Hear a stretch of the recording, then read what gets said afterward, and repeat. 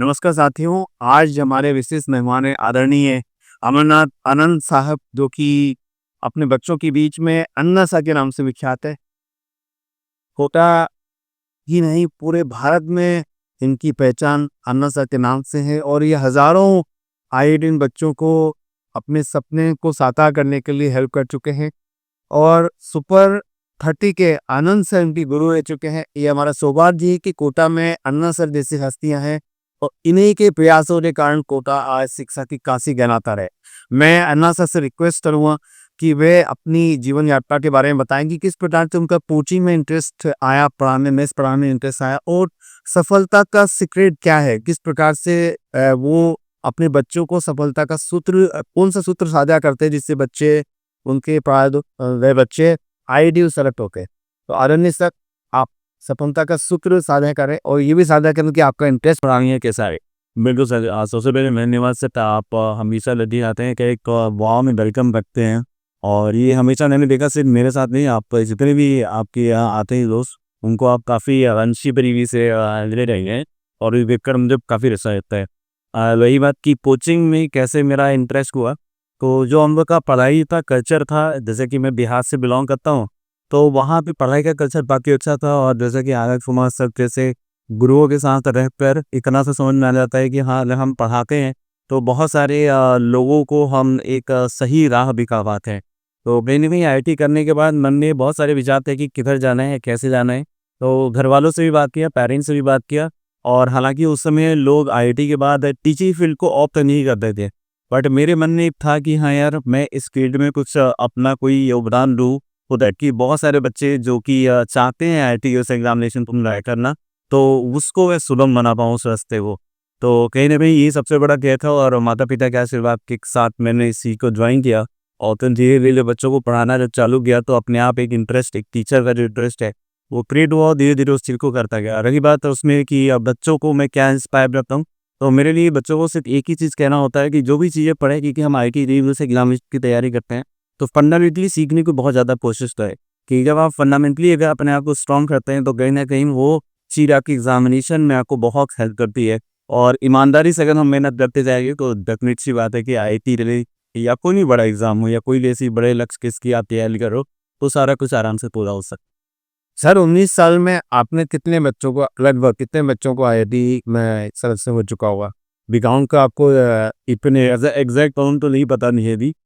लेकिन ये ज़रूर है कि टॉप 100 के अंदर या टॉप 10 के अंदर बहुत सारे बच्चों को मैंने सेलेक्ट करवाया है मेरी मेंटरशिप ने। और अभी ऑनलाइन, जैसा कि अगर आपको पता होगा कि मैं ऑनलाइन भी वर्क कर रहा हूँ, तो उस समय भी काफ़ी सारे बच्चे तो मतलब हज़ारों की संख्या में ये स्टूडेंट्स होंगे जो आईआईटी तक अपना सफ़र बना चुके हैं मेरे साथ।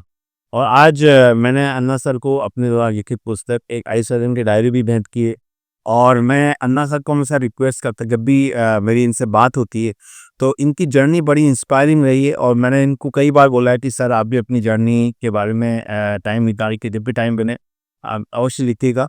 तो अन्ना सर की जर्नी बड़ी इंस्पायरिंग रही है और इनका शेड्यूल बड़ा बिजी होता है, सुबह से रात तक ये पढ़ाने के समर्पित है। और इनकी जो जीवन शैली है, जीवन गाथा है, बड़ी इंस्पायरिंग है।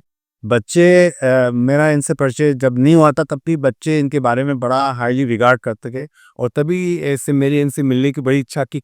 और जब भी आते हैं तो मुझे बड़ा अच्छा लगता है इनको देख के, क्योंकि कोटा में ऐसे हज़ारों फैकल्टी हैं और आप जैसे फैकल्टी सदस्यों के कारण, आप जैसे एक काबिल, एक जुनूनी टीचर्स के कारण ही कोटा का नाम आज विश्व पटल पर शिक्षा की काशी के रूप में छाया हुआ है। और मैं सर आपको सैल्यूट करता हूँ, आपके भविष्य को प्रणाम करता हूँ कि आप इतना अच्छा पढ़ा रहे हैं और आप कोटा को शिक्षा की काशी बनाने में अपना अमूल्य योगदान दे रहे हैं। Thank you sir. बिल्कुल, मेरा मानना ये है कि सर, इकलौता आदमी टैलेंट कभी कुछ नहीं होता। बहुत सारे लोगों ने शुरू से ही कोटा को इस तरीके से तरीका से नर्चर किया है। और आपका भी बहुत बड़ा इसमें कंट्रीब्यूशन है, क्योंकि जो बच्चे आते हैं आजकल, जैसे आँखों के बारे में बहुत सारी प्रॉब्लम्स रहती हैं और आप लोग उसको अच्छी तरीके से टैकल करते हैं, तो वो भी काफ़ी अच्छा है। और ये एक पूरा कहते हैं ना, कम्युनिटी ग्रोथ है, इस सबका अपना-अपना कंट्रीब्यूशन है। बिल्कुल सही है। कोटा जेके फैक्ट्री बंद होने के बाद लगभग अपाहिज सा हो चुका था, अपंग हो चुका था, लेकिन आज शिक्षा की काशी बन चुका है और इसके पीछे हज़ारों फैकल्टी सदस्यों का, शिक्षकों का योगदान रहा है। और ये जर्नी मैंने कोटा की जर्नी भी के बारे में एक चैप्टर लिखा अपनी बुक में, और उसमें लिखा है कि इस प्रकार से मेरा अनुभव रहा आप लोगों के साथ इंटरेक्शन करने का, किस प्रकार से क्योंकि कोटा एक ऐसा शिक्षा की नगरी बन चुका है जहाँ पे पूरे भारत से विद्यार्थी पढ़ने आते हैं। और हमारे लिए सौभाग्य की बात है कि हमें यहाँ कोटा में रहते थे पूरे देश के लोगों से मिलने का अवसर मिलता है।